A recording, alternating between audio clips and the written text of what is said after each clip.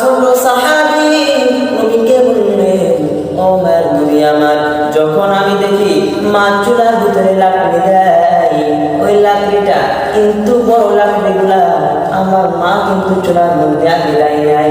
আমি দেখছি পাশে বইয়া বইয়া আমি দেখি রে মায়ের নবী, ছোট লাকড়িগুলা যখন আমার মা যখন চুলার মধ্যে দেয়, দাও দাও করে আগুন জ্বলে ওঠে। ও নবী আমার, যখন আমার মা ওই লাকড়িগুলা যখন চুলার মধ্যে দেয়, আমি দেখছি ও মায়ের নবী তখন চুলার ভিতরে দাও দাও করে আগুন জ্বলে ওঠে। এই জন্য আমাকে তুমি নবী নিয়ে যাও। ও মায়ের নবী, তুমি যখন আমাকে ওই যুদ্ধের ময়দানে আমার দ্বারা যখন যুদ্ধটা শুরু করে দিবা, তখন ওই যুদ্ধ ময়দান আমার কারণে আগুন জ্বলে উঠবে। কি মিসাল দিয়া দিলেন ছোট সাহাবী।